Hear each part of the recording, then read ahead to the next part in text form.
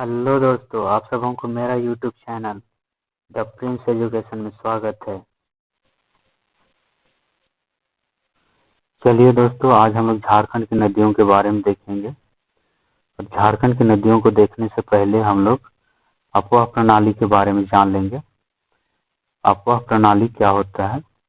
वर्षा के पानी या किसी तरह के पानी के बहाव को अफवाह प्रणाली कहा जाता है।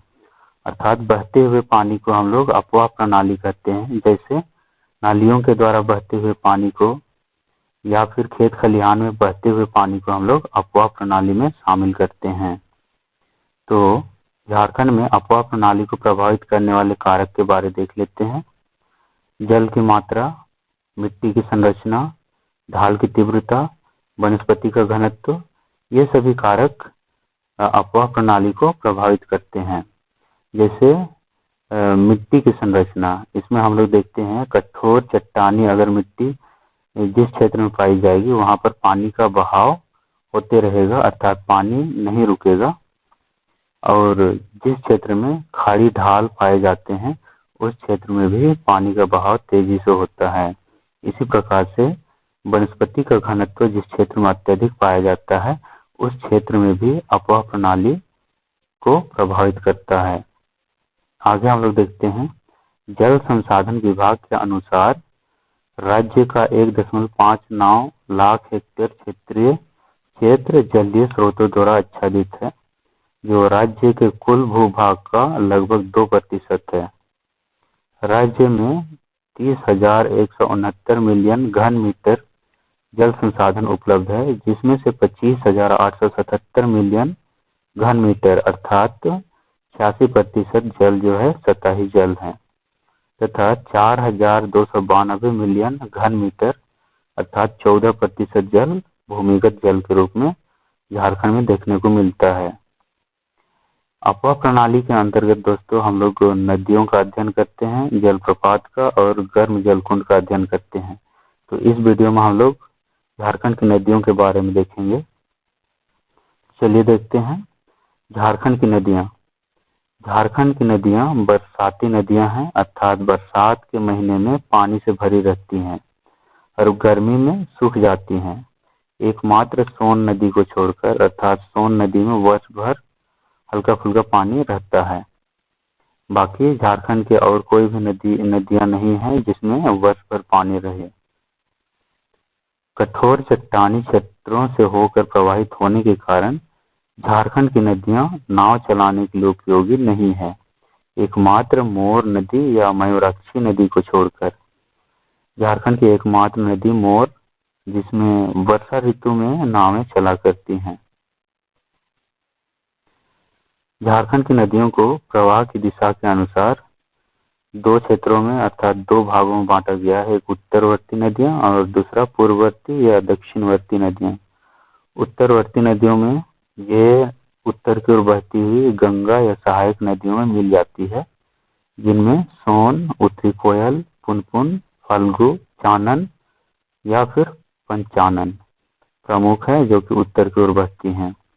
और दक्षिणवर्ती या पूर्ववर्ती में हम लोग देखते हैं तो ये पूरब या दक्षिण की ओर बहती हुई हुगली नदी या फिर ओडिशा में प्रवेश करती है, जिसमें दामोदर, स्वर्णरेखा, बराकर, दक्षिण कोयल, मयूराक्षी इत्यादि प्रमुख नदियां हैं।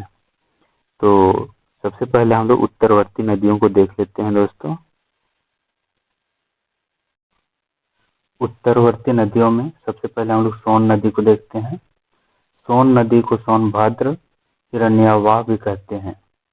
यह मैकाल पर्वत के अमरकंटक पहाड़ी से निकलकर उत्तर की ओर बहती हुई झारखंड के गढ़वा एवं पलामू में 45 किलोमीटर लंबी सीमा का निर्माण करती है। यह नदी पटना के निकट गंगा नदी में मिलने से पहले 784 किलोमीटर की दूरी तय करती है। इसकी सहायक नदी उत्तरी कोयल नदी है। तो दोस्तों हम लोग उत्तरवर्ती नदियों को एक साथ देख लेते हैं, उसके बाद मैप में एक ही बार उत्तरवर्ती सभी नदियों को देखेंगे, इससे क्लियर हो जाएगा। अब देखते हैं उत्तरी कोयल नदी। यह नदी रांची पठार के मध्य भाग अर्थात पिस्का से निकलकर सोन नदी में मिलती है। इसकी कुल लंबाई 260 किलोमीटर है। यह लातेहार, गढ़वा, पलामू जिला में प्रवाहित होती है। इसकी सहायक नदियां हैं औरंगा, अमानत तथा बूढ़ा नदी। बूढ़ा नदी के मिलने से ही उत्तरी कोयल नदी पर बूढ़ा घाघ जलप्रपात का निर्माण होता है, जो कि झारखंड का सबसे ऊंचा जलप्रपात है। इसकी ऊंचाई है 450 फीट। अब देखते हैं पुनपुन नदी। इसको कीकट या बामागधी नदी के नाम से भी जाना जाता है। यह हजारीबाग पठार व पलामू के उत्तरी क्षेत्र से निकलकर गंगा नदी में मिलती है। इसकी कुल लंबाई 200 किलोमीटर है और इसकी जो सहायक नदियां हैं मोरहर और दरधा। अगला देखते हैं फल्गु नदी। यह छोटा नागपुर पठार के उत्तरी भाग से निकलती है और छोटी छोटी सरिताओं के मिलने से इस नदी की मुख्य धारा बनती है, जिसे निरंजना कहते हैं। इस नदी का निर्माण छोटी छोटी सरिताओं के द्वारा होता है, जिस वजह से इसको निरंजना भी कहते हैं। इसको अंतः सलीला या लीलाजन भी कहा जाता है। बोध गया के पास मोहना नदी से मिलकर विशाल रूप धारण कर लेती है। चलिए अगला देखते हैं हम लोग चानन, जिसको पंचानन भी कहते हैं। यह छोटा नागपुर के उत्तरी भाग से निकलकर सक्री नदी में मिलती है। 5 धाराओं से मिलकर बनने के कारण इसका नाम पंचानन पड़ा। ये नदी भी 5 धाराओं से मिलकर बना है और ये डायरेक्ट गंगा नदी में नहीं मिलती है, सक्री नदी में मिलती है। चलिए दोस्तों, अब हम लोग उत्तरवर्ती नदियों को देखते हैं। उत्तरवर्ती नदियों को देखने से पहले हम लोग गंगा नदी की स्थिति के बारे में जान लेते हैं। गंगा नदी बिहार राज्य से गुजरते हुए झारखंड में केवल टच करती है, उसके बाद 2 भागों में टूट जाती है।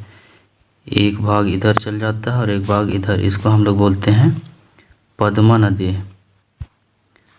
और पश्चिम बंगाल में आती है, उसको बोलते हैं हम लोग हुगली नदी। हुगली नदी। तो चलिए इसमें देखते हैं हम लोग उत्तरवर्ती नदियों को।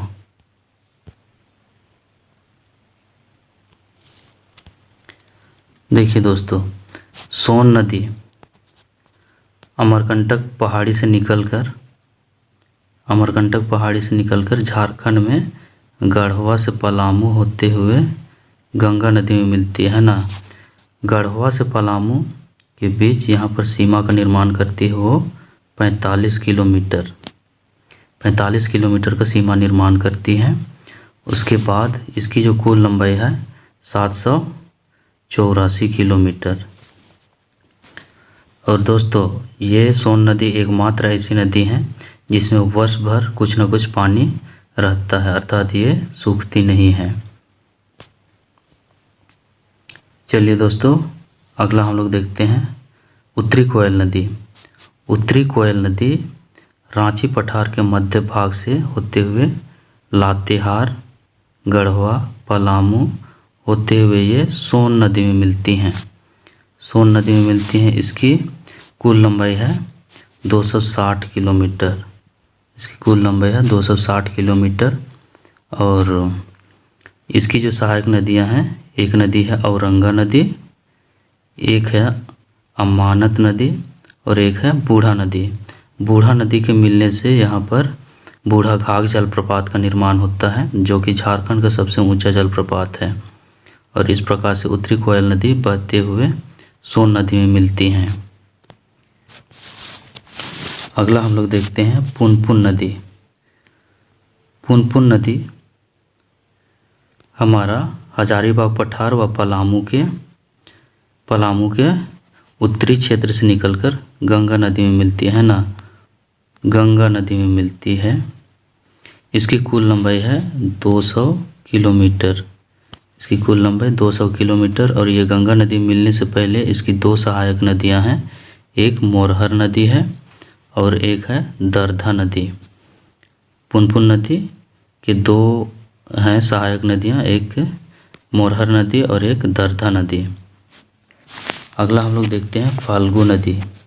फाल्गु नदी उत्तरी पठारी क्षेत्रों से निकल करके गंगा नदी में मिलती हैं और ये यहाँ पर कई छोटी छोटी सरिताओं के मिलने से बनती हैं, इसलिए इसको हम लोग निरंजना नदी भी कहते हैं या फिर इसका नाम अंतः सलीला या लीलाजन के नाम से जाना जाता है। ये गंगा नदी में मिलने से पहले बोधगया में मोहना नदी से मिलती हैं और यहाँ पर इसका रूप विशाल हो जाता है। अगला हम लोग देखते हैं चानन या पंचानन नदी। ये छोटा नागपुर पठार के उत्तरी भाग से निकलती है, उत्तरी भाग से निकल करके ये जाती है सकरी नदी में, फिर सकरी नदी आगे बढ़ते हुए गंगा नदी में मिलती हैं। ये नदी भी 5 धाराओं से मिलकर बना है, इसलिए इसका नाम पंचानन पड़ा। चलिए दोस्तों, अब हम लोग देखते हैं पूर्ववर्ती या दक्षिणवर्ती नदियों के बारे में। सबसे पहले हम लोग देख लेते हैं दक्षिणवर्ती नदियों को। इसमें स्वर्णरेखा नदी सबसे पहले आता है। स्वर्णरेखा नदी को सुवर्ण रेखा नदी भी कहा जाता है। ये नदी रांची के नगड़ी से निकलकर पूर्वी सिंहभूम होते हुए उड़ीसा में प्रवेश करते हुए बंगाल की खाड़ी में गिरती है। ये झारखंड की एकमात्र नदी है जो स्वतंत्र रूप से बंगाल की खाड़ी में गिरती है। इसकी कुल लंबाई 470 किलोमीटर है तथा जुमारू, राढ़ू, कांची एवं खरकई इसकी सहायक नदियां हैं। अगला हम लोग देखते हैं दक्षिणी कोयल नदी। दोस्तों, उत्तर में बहने वाली नदियों के बारे में हम लोग देख रहे थे, उसमें हम लोग उत्तरी कोयल के बारे में देखे थे। अब दक्षिण की ओर बहने वाली नदियों में दक्षिणी कोयल नदी देख रहे हैं। अभी ये रांची के नगड़ी से लोहरदगा, गुमला, पश्चिमी सिंहभूम होते हुए शंख नदी में मिलती है। इसकी कुल लंबाई 470 किलोमीटर है तथा इसकी सहायक नदी कारो नदी है। दोस्तों, अभी हम लोग स्वर्णरेखा नदी देखे, उसकी लंबाई भी 470 किलोमीटर है और दक्षिणी कोयल नदी का भी 470 किलोमीटर लंबाई है। अगला हम लोग देखते हैं शंख नदी। ये गुमला के चैनपुर से निकलकर सिमडेगा होते हुए दक्षिणी कोयल नदी में मिलती है। गुमला में सदनी घाघ जलप्रपात का निर्माण करती है। इसकी लंबाई 240 किलोमीटर है।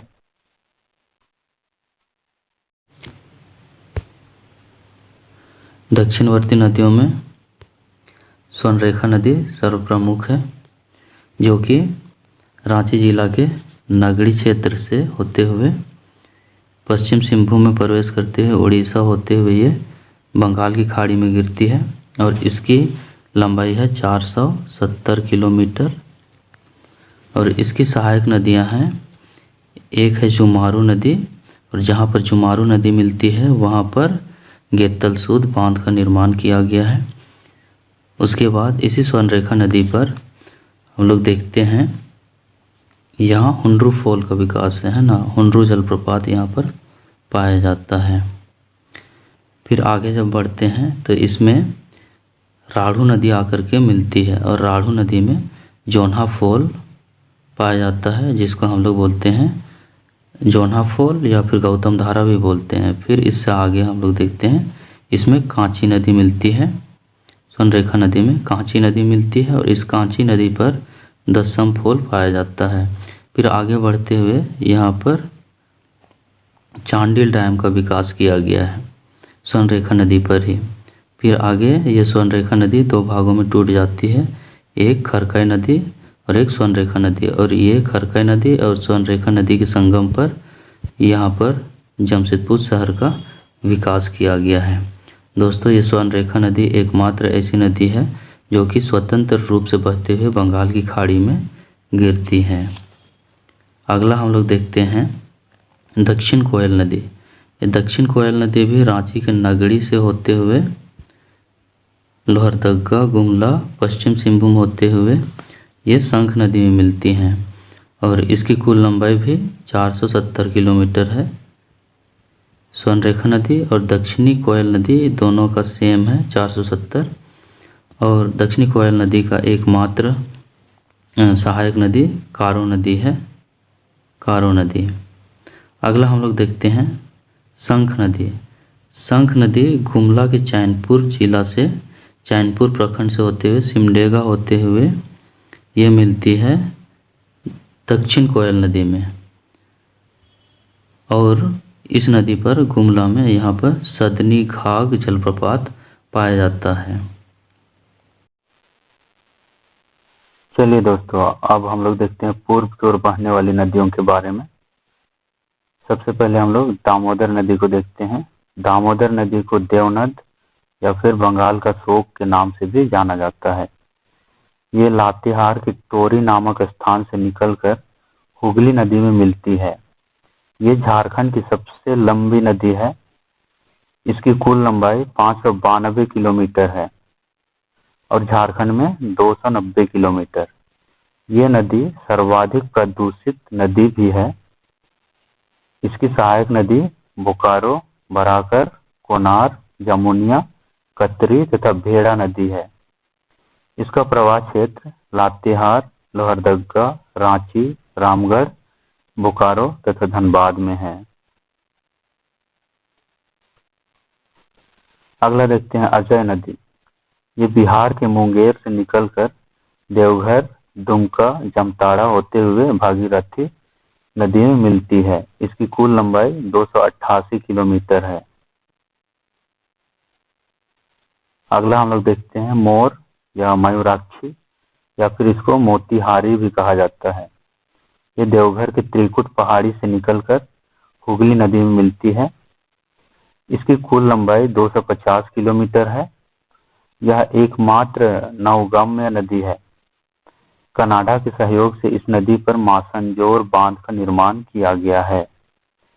दोस्तों, इसके बारे में पहले भी बता दिए थे कि मयूराक्षी नदी में वर्षा ऋतु में नावें चला करती हैं। अगला हम लोग देखते हैं ब्राह्मणी नदी। दुमका की दुधवा पहाड़ी से निकलकर हुगली नदी में मिलती है। फिर बंसलोई नदी गोड्डा के बांस पहाड़ी से निकलकर हुगली नदी में मिलती है। उसी प्रकार हम लोग देखते हैं गुमानी नदी राजमहल के पहाड़ी से निकलकर गंगा नदी में मिलती है। चलिए दोस्तों, अब हम लोग इसको मैप में देख लेते हैं। चलिए दोस्तों, अब हम लोग देखते हैं पूर्ववर्ती नदियों को जो कि पूरब की ओर बहती है, जिसमें मुख्य रूप से दामोदर नदी आता है जो कि लातेहार के टोरी क्षेत्र से होते हुए लोहरदगा, रांची, रामगढ़, बोकारो, धनबाद होते हुए ये हुगली नदी में मिलती है और इसकी कुल लंबाई है 592 किलोमीटर। लेकिन झारखंड में इसकी लंबाई है 290 किलोमीटर। और दोस्तों, इसी नदी पर तेनूघाट का विकास किया गया है पर है ना। उसके बाद यहीं पर पंचेत बांध का भी निर्माण किया गया है। और अगर इसकी सहायक नदियों की बात करें तो यहाँ पर बोकारो नदी आकर मिलती है, फिर कोनार नदी मिलती है और कोनार नदी पर ही कोनार डैम का विकास किया गया है। उसके बाद इसकी सहायक नदियाँ हैं जमुनिया, कतरी। उसके बाद बराकर नदी है। बराकर नदी पर ही दोस्तों यहाँ पर तिलैया डैम का विकास किया गया है। उसके बाद मैथन डैम का भी विकास किया गया है। दोस्तों, ये जो दामोदर नदी है ये झारखंड की सबसे बड़ी नदी माना जाता है इसको, और ये झारखंड का बंगाल का शोक भी कहा जाता है इस नदी को। चलिए अगला हम लोग देखते हैं अजय नदी। दोस्तों, अजय नदी बिहार के मुंगेर से निकलती है, देवघर, दुमका, जामताड़ा होते हुए ये मिलती है। और दोस्तों, इसी अजय नदी पर मोतीझर्रा जलप्रपात है ना। अजय नदी पर मोतीझर्रा जलप्रपात पाया जाता है और इसकी लंबाई है 288 किलोमीटर। अगला हम लोग देखते हैं मोर या मयूराक्षी नदी। ये देवघर के त्रिकुट क्षेत्र से निकलती है। देवघर के त्रिकुट से होते हुए ये हुगली नदी में मिलती हैं और इसकी लंबाई है 250 किलोमीटर, है ना। और इस नदी पर कनाडा की सहायता से मासनजोर बांध का निर्माण किया गया है इसी मोर नदी पर। और दोस्तों, इसी मोर नदी पर वर्षा ऋतु में नावें चला करती हैं। एकमात्र झारखंड की यही नदी है जिसमें नाव चलती हैं। अगला हम लोग देखते हैं ब्राह्मणी नदी। ब्राह्मणी नदी दुमका के दुधवा पहाड़ी से निकलती हैं और ये हुगली नदी में मिलती हैं। ये सब नदी बहुत ज़्यादा इम्पोर्टेंट नहीं है दोस्तों, है ना ये। अगला हम लोग देखते हैं बांसलोई नदी। बांसलोई नदी भी गोड्डा के बांस पहाड़ से निकलती है और ये हुगली नदी में मिल जाती हैं। और अगला हम लोग देखते हैं गुमानी नदी। तो ये भी गोड्डा के राजमहल क्षेत्र से निकलते हुए ये मिलती है हुगली नदी में। तो दोस्तों, ये थे पूर्ववर्ती नदियाँ जो कि हुगली नदी में मिल जाती हैं।